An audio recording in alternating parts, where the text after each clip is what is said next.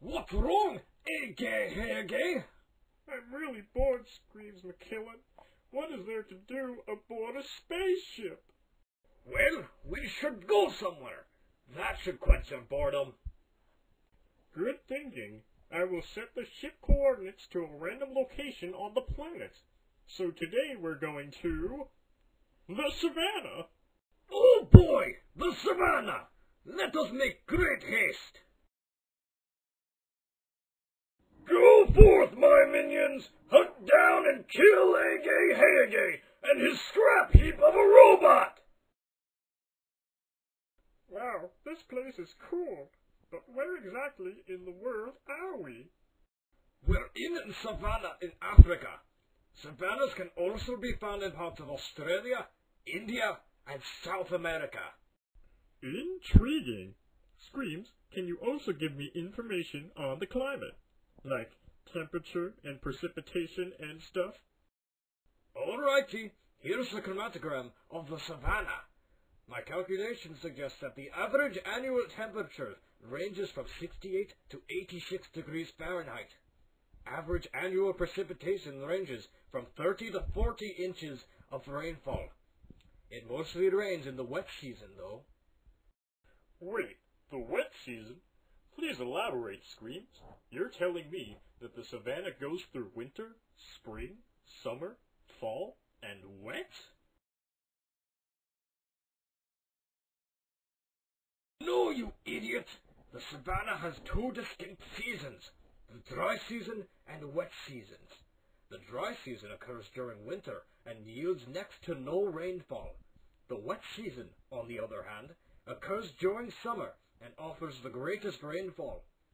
It is in the wet season that flora and fauna flourish from the great spike in water available.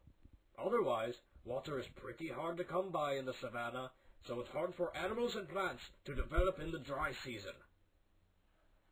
It has come to my attention that the ground is kinda wet and muddy.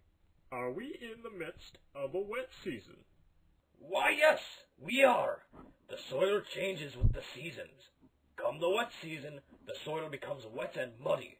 During the dry season, the soil becomes coarse and dry, and can sometimes allow for brush fire. Wow! Now, Screams, from my understanding, the Savanna is full of life. Can you show me some species? Certainly. Let's start with the plant life at its lowest form, the grass. The grass grows vertically so that it exposes less of its surface area to the sun, allowing the plant to conserve what little water it can retain in the dry season. The candelabra tree is specially adapted to water-hungry herbivores. Aside from having a very spiky exterior, the tree has poisonous sap, which can be harmful to grazing animals and passerby alike. Lastly, let us look at the baobab tree. The baobab tree is a tree with an amazingly large trunk, which is specially adapted to hold great amounts of water and protect the tree from brush fire. Wow! Those are some really cool plants! Now, Screams, I would like to hear about the animals found in the Savanna. How are they adapted to this place? Well, there's the giraffe, of course, which is specially adapted to reach even the tallest of trees with its long neck. Not only that, it has a pretty long tongue, so even if a tasty leaf seems out of reach, the giraffe can still reach it. The giraffe also has a method to ward off predators. It whips its front leg like a mace to seriously injure any foes.